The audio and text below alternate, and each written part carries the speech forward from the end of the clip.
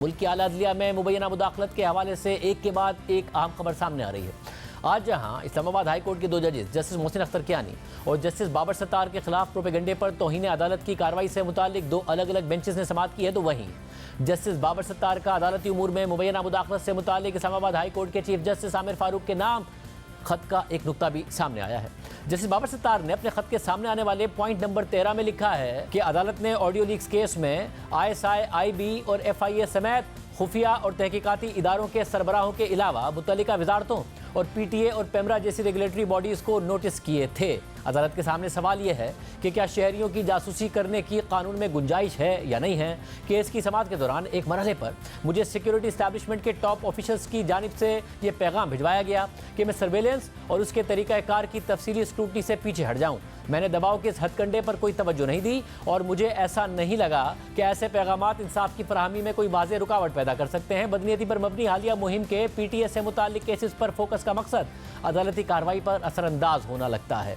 इस खत के मंजर आम पर आने के बाद अटॉर्नी जनरल मंसूर उस्मान अवान और वफाकी वज़रा ने वीडियो बयानात जारी किए हैं। अटॉर्नी जनरल ने अपने पैगाम में कहा कि जस्टिस बाबर सत्तार से दरख्वास्त की गई थी कि मुल्क की दिफा और सर्वेलेंस की सलाहियत से मुताल्लिक ब्रीफिंग इन कैमरा करें और ये राब्ता अटॉर्नी जनरल ऑफिस के जरिए हुआ था। ये रिक्वेस्ट की गई थी कि जो इसकी जो ब्रीफिंग है, ये सर्वेलेंस है या ये बाकी चीज़ें हैं जो मुल्क की दिफा चाहे बैरूनी हो या अंदरूनी हो, उस हवाले से ये जो सर्वेलेंस की जो हमारी कैपेबिलिटी है उस पे जो भी ब्रीफिंग है वो इन कैमरा कर दी जाए, ताकि वो एक पब्लिक डोमेन में ना जाए कि हमारी सिक्योरिटी एजेंसीज की क्या कैपेबिलिटीज है। ये तासुर गया कि केस का फैसला किसी एक रुख पर कर दिया जाए, ऐसा नहीं था। इस हद तक रिक्वेस्ट ज़रूर होती है और वो सिक्योरिटी मैटर्स हों उसमें बिल्कुल होती है और ये कंसर्न्स जो होते हैं ये ज़रूर कम्युनिकेट किए जाते हैं। और ये जो ब्रिज होती है, ये अटॉर्नी जनरल ऑफिस हो या एडवोकेट जनरल ऑफिस हो, तो ये जो ब्रिज होती है ये वही फंक्शन करते हैं। इसमें किसी भी सिक्योरिटी इस्टेब्लिशमेंट के ऑफिसर ने कोई किसी किस्म का बराह रास्त ना राब्ता किया है और ना वो करते हैं, ना कर सकते हैं। तो वो राब्ता जो था वो अटॉर्नी जनरल ऑफिस हो या थ्रू हुआ। जबकि इस हवाले से जब हमने अटॉर्नी जनरल मंसूर उस्मान अवान से रब्ता किया तो उन्होंने जवाब दिया कि मैं सिर्फ ये वाज़ेह करना चाहता था कि अदालत के काम में कोई मुदाखलत नहीं की गई। इस मुख्तसर गुफ्तगू का वाहिद मकसद यही था। मैं वाज़ेह तौर पर मोअज़्ज़िज़ जज के खिलाफ बदनीयती पर मबनी मुहिम की मजम्मत करता हूँ और मैं रिकॉर्ड पर यह कह चुका हूँ।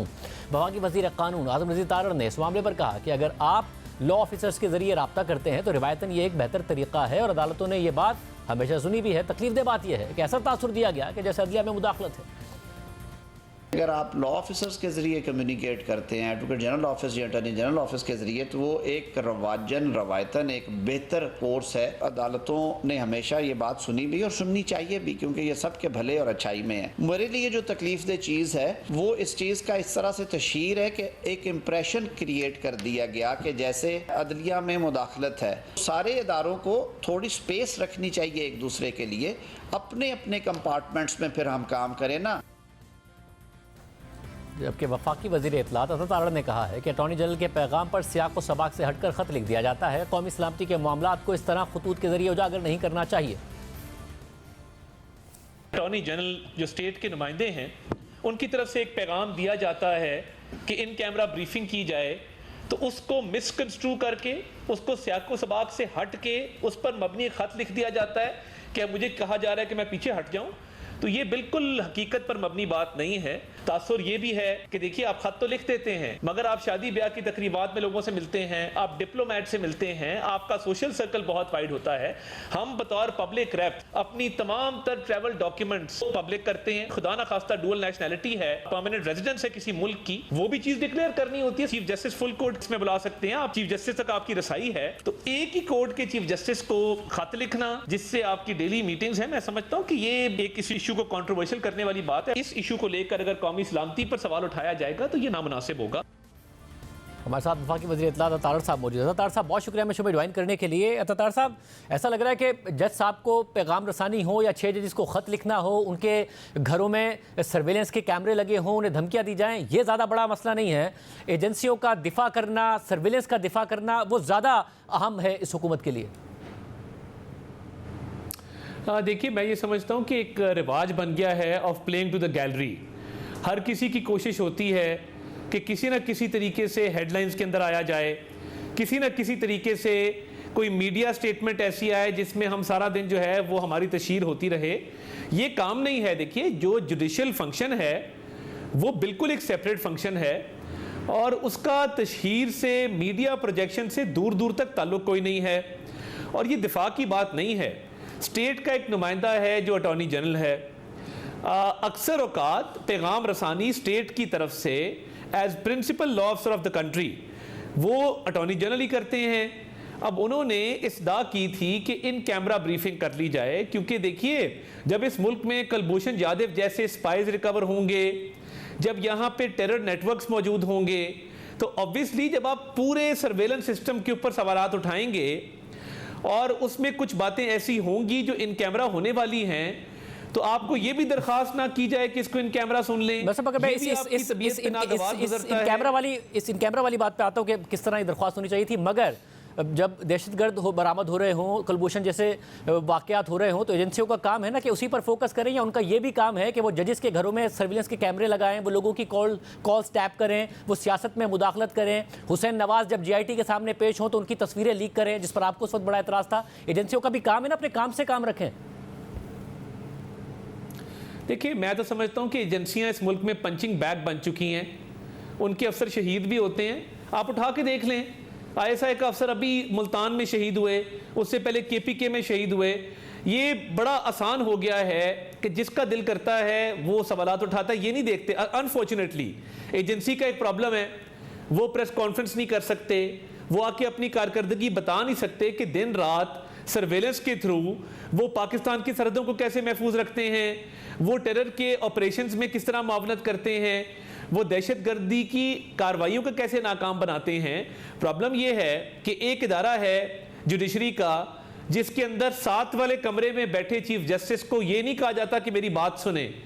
मीडिया को वो खत लीक किया जाता है और सोशल मीडिया पे उसको लीक कराया जाता है कि मैंने ये 7 में कमरे में बैठे हुए चीफ जस्टिस को खत लिख दिया है। यही बात चीफ जस्टिस से की जा सकती है। मतलब ये पॉइंट नंबर 13 जो लीक हुआ है, आप डायरेक्ट एक बराह रास्त इल्जाम लगा रहे हैं जज साहब पर कि उन्होंने लीक किया है। इसके सबूत हैं आपके पास कि उन्होंने ही ये लीक किया है? शाहजेब साहब, अगर मैं एक खत लिखूं और वो मीडिया पे आ जाए, ये तो बाकायदा कहा जाता है ना कि इसको चलाओ, ये तो कहा जाता है ना कि सोशल मीडिया पे इसको तशहीर मिले। ये वरना देखें, एक खत विद इन 1 बिल्डिंग लिखा जा रहा है, एक कमरे से दूसरे कमरे जाना है। जब तक उस खत का लिखने वाला ये नहीं चाहेगा कि वो खत लीक हो, मजाल है कि वो खत मीडिया पे आ जाए। देखिए, इन मामलात को सुलझाने की जरूरत है। मगर क्योंकि 2 पार्टीज इन्वॉल्व हैं, एक जज ने खत लिखा है, एक जज को खत लिखा गया है, तो आप सिर्फ इम्प्लाई कर रहे हैं कि जिसने लिखा है उसने लीक किया है। मगर अहम बात यह है कि जो 6 जजेस ने जब खत लिखा तो उससे पहले उन्होंने बताया कि उन्होंने अपने चीफ जस्टिस को बताई थी ये सारी बातें, और फिर उस वक्त के चीफ जस्टिस उमर अता बंदियाल को भी बताई थी ये सारी बातें, बट कुछ एक्शन नहीं हुआ और खत लिखने पर मजबूर हुए। अब खत लिख रहे हैं, तो जब खत लिखा तो सवाल हुआ कि उसी वक्त बात क्यों नहीं की। अब जब इसी वक्त बात हुई है, इसी वक्त उन्होंने खत लिख दिया, तो फिर सवाल उठ रहा है कि जी क्यों लिख रहे हैं। नहीं, देखिए ये बड़ी स्मार्ट मैनेजमेंट है। सारों को पता था बंदियाल साहब के होते हुए किसी ने खत नहीं लिखा। ये खतूत लिखने की नौबत क्यों आती है? देखिए, जब आप एक खत उन्होंने भी लिखा है जो लोअर जुडिशरी के जज साहिबान हैं, उन्होंने एक जज साहब को इम्प्लीकेट किया है कि जी हमें बुला के थ्रेट किया जाता है, बदजबानी की जाती है, प्रेशराइज किया जाता है पर्सनल गेन्स के लिए। वो खत भी आप चलाइए किसी वक्त कि वो खत भी लिखा गया है ना। ये तो चले हाई कोर्ट के जज है, ये बड़े ताकतवर लोग हैं, ये खत लिख सकते हैं, तशहीर भी करा सकते हैं, उस मामले को टेकअप भी कर सकते हैं, तौहीन का भी नोटिस जारी कर सकते हैं। मगर लोअर जुडिशरी का जो बेचारा जज होता है उसको कौन पूछता है? उस खत की तो तशहीर नहीं होती, वो खत तो सिर्फ चंद लोगों तक जो है वो महदूद होकर रह जाता है, उस पर तो बात कोई नहीं करता। बात ये है कि एक हसास नौयत का केस है, अगर आप इस हाइप क्रिएट करने की बजाय कंट्रोवर्सी में जाए बगैर आप इन कैमरा ब्रीफिंग दे देते तो क्या हर्ज होता उसके अंदर। मगर उसको ईगो का इशू बनाया गया। वैसे बदियाल साहब के दौर में भी ये इदारों के सर देखें, बदियाल साहब के मसला ये कि बदियाल साहब के दौर में भी खत लिखे गए थे। और जब आप लोअर जुडिशरी की बात कर रहे हैं तो लोअर जुडिशरी के साथ भी वाकई ऐसा होता रहा है। जज अरशद मलिक ने बताया कि कैसे नवाज शरीफ के खिलाफ वो इस्तेमाल हुए, फिर जज बशीर मोहम्मद किस तरीके से इस्तेमाल होते थे, और वही जज बशीर मोहम्मद किस तरीके से फिर दूसरे केस में इमरान खान साहब के खिलाफ भी इस्तेमाल होते हुए नजर आए। तो लोकल जो लोअर जुडिशरी है उसे भी कौन इस्तेमाल करता रहा है इस मुल्क में, वो भी आपको पता है। नहीं, देखें, जज बशीर ने क्या अभी इम्प्लीकेट किया किसी को, क्या किसी का नाम लिया? मैं तो उस खत की बात कर रहा हूँ जो मोहसिन अख्तर कियानी साहब के खिलाफ लिखा गया है। लोअर जुडिशरी के जज साहिबान ने, उन्होंने कहा बड़ी फ्रस्ट्रेशन है, हमें रोज बुला के कहा जाता है ये फैसला कर दो, वो फैसला कर दो। वो खत ऑन रिकॉर्ड मौजूद है। तो बात ये है कि देखिए, ये तो इसकी तहकीकात होनी चाहिए ना, इसको आगे बढ़ना चाहिए, उसकी भी तहकीकात कर ले, इस मामले की भी तहकीकात कर ले। बिल्कुल तहकीकात होनी चाहिए, और उसका फोरम ऑलरेडी इनके खिलाफ तो एक सुप्रीम जुडिशियल काउंसिल में रेफरेंस भी पेंडिंग है, वो टेकअप होना चाहिए। क्यों नहीं टेकअप होता? देखिए, ये टकराव की तरफ मामलात को लेके जाना और ये तासर देना कि जिस तरह जुडिशरी का कोई टकराव है किसी के साथ, ये मुनासिब नहीं है। ऐसा मगर ये जो अटॉर्नी जनरल साहब हैं, इन्होंने ये बात ऑफ पावर्स को, मतलब ये बात ओपन कोर्ट में नहीं करनी चाहिए थी अटॉर्नी जनरल साहब को। आप कह रहे हैं कि आप एक प्रोसीडिंग हो रही है उसे इन कैमरा कर लें, तो एक पार्टी है जो कि पटिशनर है, ओपन कोर्ट में बात होगी, पटिशनर को मौका दिया जाएगा इस बात पर अपनी बात करने का कि सीक्रेट होनी चाहिए नहीं होनी चाहिए, फिर ओपन कोर्ट में जज साहब फैसला करेंगे, या ये प्राइवेटली कम्युनिकेट किया जाएगा, वो भी एजेंसीज के बिहाफ पे कम्युनिकेट किया जाएगा? नहीं, देखिए, एजेंसीज को इंडिया की तो नहीं है, ना ही वो किसी और दुश्मन मुल्क को रिप्रेजेंट करती हैं। अगर स्टेट के ऑर्गन के तौर पे वो समझते हैं कि वो स्टेट का हिस्सा हैं, तो अगर उन्होंने कोई बात कम्युनिकेट करनी है और अटॉर्नी जनरल ये बेहतर समझते हैं कि इन कैमरा ब्रीफिंग होनी चाहिए और ये हसास नेशनल सिक्योरिटी के मामलात हैं, तो अगर वो ये कम्युनिकेट कर देते हैं, ये ट्रेडिशन रहा है कि अटॉर्नी जनरल हमेशा between the other branches and the judiciary as a bridge act करते हैं, पुल का किरदार अदा करते हैं। तो अगर अटॉर्नी जनरल ने बेहतर समझा कि वो ये बात ऑनरेबल जज साहब तक पहुंचा दें, तो मैं नहीं समझता कि कोई गुस्ताखी या तौहीन हुई है कि ये जज बात साहब तो ये नहीं कह रहे हैं कि उन्हें बैक ऑफ करने का कहा गया था। अटॉर्नी जनरल की एक अलग वर्जन है, वो कह रहे हैं बैक ऑफ करने का नहीं कहा था, बल्कि कहा था कि आप इसको इन कैमरा कर लें। मगर इन कैमरा भी ओपन कोर्ट में ही बात होनी चाहिए थी ना कि जी आप इसको इन कैमरा करें, उस पर दलाइल होते, दलाइल से जज साहब कन्विंस होते, दूसरों को मौका मिलता, उसके बाद फैसला हो जाता। देखिए, एक तो हर केस में अटॉर्नी जनरल बतौर स्टेट के वकील के अपीयर नहीं होते, वो प्रिंसिपल लॉ ऑफिसर है मुल्क के, वो कई केसेस में अपीयर होते हैं, मोस्टली उनकी अपीयरेंस सुप्रीम कोर्ट में होती हैं। मगर हैविंग सेड दैट, क्योंकि वो प्रिंसिपल लॉ ऑफिसर हैं, तो वो उनका चैनल खुला रहता है, उनकी बातचीत जज साहबान से होती रहती है, और एक ट्रेडिशन है कि ये बातचीत चलती है। तो उन्होंने बेहतर समझा होगा कि मेरी अपीयरेंस इस केस में नहीं है, और यही बात मैं उनसे दस बदस्ता उनसे गुजारिश कर लूँ। और अब ये जो खतूत लिखने की रिवायत है, प्लेइंग टू द गैलरी, मैं ये समझता हूँ कि ये अब ख़त्म होनी चाहिए। और अगर आप समझते हैं आपके तहफ़्फ़ुज़ात हैं, तो उनका आप इजहार कर देते, आप अटॉर्नी जनरल को कहते कि मुझे ये पैगाम मत दो। अब ये भी देखें ना, ये भी गलत बात है कि आप अटॉर्नी जनरल का तो पैगाम सुन लेते हैं, उस वक्त एतराज़ नहीं करते, और बाद में आप अपने चीफ जस्टिस को खत लिख देते हैं। तो ये भी तो देखें ना, ये भी तो फेयर बात नहीं है। अगर वो ये बात 6 माह बाद करते, तो ये पैगाम अगर वो ये बात 6 माह बाद करते, तो आप कहते उसी वक्त क्यों नहीं की थी? उन्होंने उसी वक्त अपने चीफ जस्टिस को बता दिया, तो आप कह रहे हैं कि चीफ जस्टिस से बात ही क्यों की थी? अटॉर्नी जनरल को ही मना कर देते। नहीं, मैं तो सिर्फ ये कह रहा हूँ, कि साथ वाले कमरे में खत लिखने का मकसद होता है तशहीर करना।